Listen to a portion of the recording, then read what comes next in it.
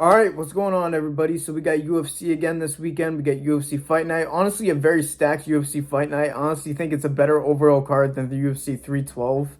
UFC 312 actually seems like a very weak event when you look past the main event. But we don't got to talk about that now. I'm sure that's going to be a subject for a different video. But let's get right into the Fight Night card. But real quick, before we get into that, 93% of you guys aren't subscribed. So if you like MMA, influencer boxing, or boxing content, I post 3 to 4 times a week on this channel at least. So subscribe. I appreciate you. Okay, so if you guys are new here, like a lot of you are most of the time, I only predict the fights that I'm 100% sure I can predict. I don't like pull anything out of my ass. Like if I don't know the fighters, I don't predict them anyways. So I'm sorry if you want to see the full card prediction, but I just don't want to bullshit you guys. Anyways, we're going to go to the first fight I'm going to be predicting, which is Sergey Pavlovich versus Jaringo Rozenstruik. I'm not 100% sure to pronounce his first name. Very interesting fight. People seem to write off Sergey now, but he's literally lost to like the two best heavyweights, and I forgot what his third loss was, but he's lost to Volkov and Aspinall, which is not bad wins by any means. We know Volkov just got robbed versus gone, and it really should be Aspinall versus Volkov at this point if John Jones doesn't come back, but we know we got this whole situation, so this fight is pretty important to get another contender in heavyweight. Obviously, we know Sergey Pavlovich has absolute dynamite in his hands, and of course, Rozenstruik does too, but he seems just to get himself in trouble way too much. He's talented as a striker like Sergey, but I don't know, man. I think Sergey is going to catch Rozenstruik in like round 2 with one of his either right hooks, left hooks. His hooks are absolute hammers, meaty hooks like Lucas Tracy would say. I feel like this could be a very stand and bang fight. I feel like most heavyweight fights are anyways. I don't think that's a hot take, but it also is pretty possible that Sergey or Rozenstruik goes for a takedown in this fight, but I don't know. It's probably most likely that they're just going to stand and bang in there. And if that's the case, I feel very good about Sergey. He's probably one of the most dangerous fighters in UFC, one of the hardest hitters in the UFC, and Rozenstruik just gets himself in trouble. So I just think it's going to be a circumstance where Rozenstruik is up against the cage and he's going to get clipped by a right or left hook. And that's going to be the night. And after this performance, if Sergey gets another knockout, they're probably going to start talking about him again because he was supposed to be like this huge prospect, and then all of a sudden he loses to the two best and he's not anymore. I'm not sure how that works. I still think he's very dangerous, and I think he's going to win this fight by knockout in round 2. All right, next fight. I'm very excited about this one. Sure, Magomedov versus MVP. Now, Michael Venom Page is my favorite fighter in UFC, if people don't know already on my channel. I think that his style is very entertaining to watch, relying on flow state. He has unreal timing and speed and footwork. I think is incredible to watch. The showboating, everything. Obviously, we've seen the fight with Kevin Holland. It was absolutely a masterclass. Landing a nasty spinning elbow at one point. Landing masterful combinations on Kevin Holland. He even outstruck Ian Gary. Made Ian Gary a full-on grappler. Like, Ian Gary could not stand with Michael Venom Page whatsoever. He said otherwise in the press conference, which I didn't understand, but Michael Venom Page might be the most dangerous, unpredictable striker in the whole UFC. And so is Shera. So this is why this is a very interesting fight. Obviously, Shera got a knockout by spinning back fist in his last fight. Obviously, always doing these crazy things. But people forget about that fight. Before that point, Shera was kind of getting caught a bit more than he should. And I feel like a matchup like this is a bit suspect. The only way Shera wins this fight in my eyes is if he makes it boring and brings MVP to the ground. And if this ends up like another Ian Gary MVP fight, I'm going to be so pissed because I was excited for MVP versus Ian Gary. Then Ian Gary turned into Habib. And Magomedov is about 50% more than of Habib than Ian Gary is. So I'm a bit worried that this is going to be disappointing. Because if MVP is straight up outclassing Shera, I think he will shoot. But we know Cheryl likes to strike too, so I kind of hope that this is a stand and bang thing. And if that's the case, I think Michael Venom Page actually wipes Shera. I'm not going to lie. I think Shera will get outclassed pretty badly. I just don't think he is amazing at stand-up. He's unpredictable, but I don't think his defense is very good. And not having good strike defense versus Michael Venom Page is very dangerous. And people say, oh, Michael Venom Page is reckless. He's going to get caught. Michael Venom Page is very calculated with his blitzes. I know he blitzes with his hands down, but it's incredible timing and very calculated. So I don't know, man. I'm feeling Michael Venom Page maybe by knockout in round 3. I'm not even going to lie. It could be early. If Shera stands up with MVP, it's going to be problems. But if Shera grapples, he'll win by decision. But, oh my God, I just hope that doesn't happen. I'm going to go MVP knockout in round 2. I think that on the feet, it is going to be worlds difference. I'm not saying Cher is awful on the feet, but his strike defense is definitely not special, and you need to have special strike defense against Michael Venom Page. So I'm going Michael Venom Page by round 2 knockout. Now, for the main event of the evening, Israel Adesanya versus Nassourdine Imavov. Now, I had to do a little bit of digging for Imavov because he went a little bit under my radar, but now that I've watched him, this is a very difficult matchup for Adesanya. Obviously, we know what happened with the Dricus fight. It was very tough for him. Adesanya at times struggles with his boxing defense and struggles. I know he has very good takedown defense, but once he's on the ground, he seems lost at times.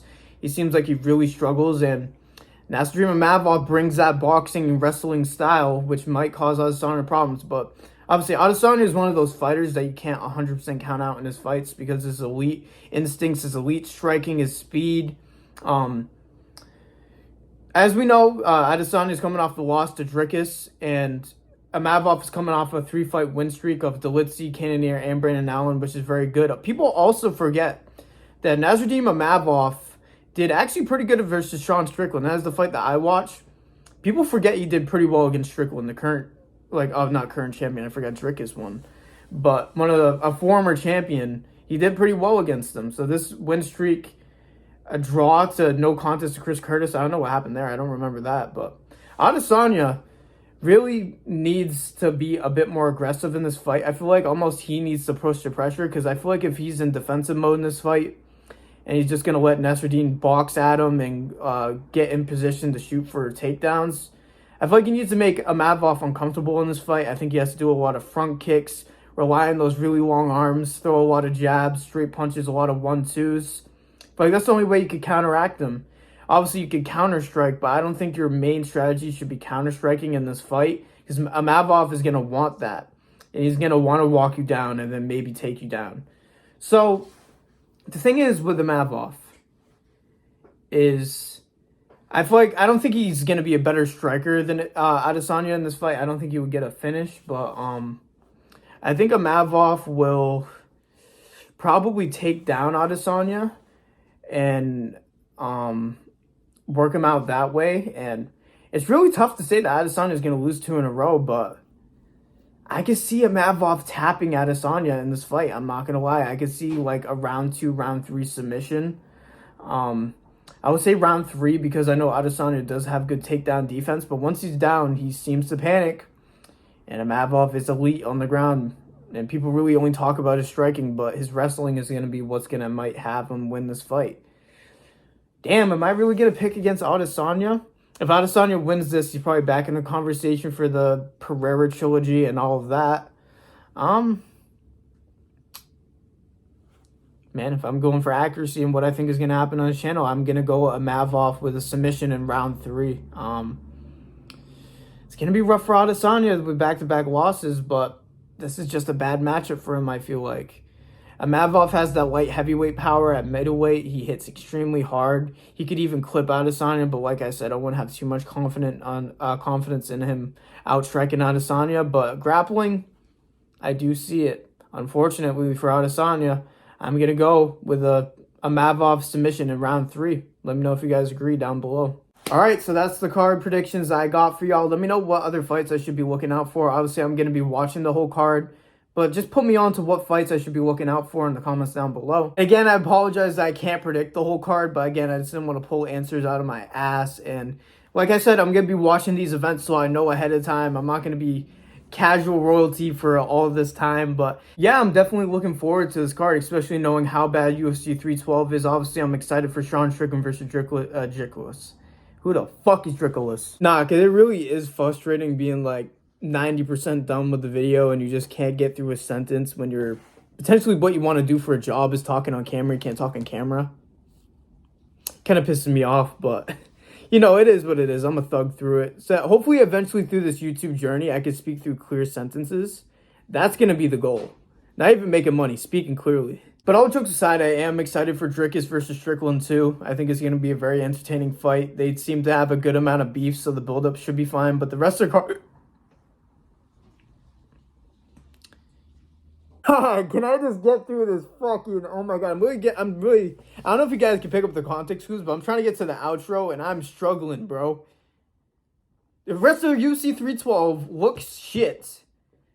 But I'm excited for Dricus versus Sean Strickland too. Let me know if you guys agree down below. Let me know if you disagree or agree with any of my picks down below. Do not parlay my fucking picks, please. I don't want to be the reason why you lose money. I'm still early in this prediction shit, so I wouldn't take it 100% at heart what I say. If you already agree with what I say before I say it, and this gives you like that extra, sure, but do not make a parlay based off of my picks, please. So yeah, man, make sure you guys like the video for this amazing commentary that's 100% clean.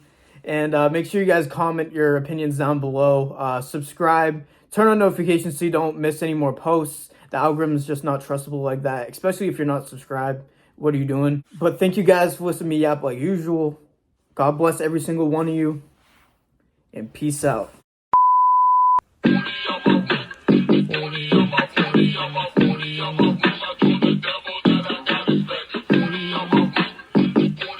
Yeah. She telling me move on. I'm telling her back. Now she proved wrong. She feeling regret. Got my new bitch. I'm getting her wet. Got that new phone. I shoot at the back. I don't do fun. So show me respect. I'm like move on. I go for the neck. Because yo man, Louis just bones. Yeah, you love him, but you hit on my phone. If you came here, I'm hitting it prone. You can't take this. I hit like a pro.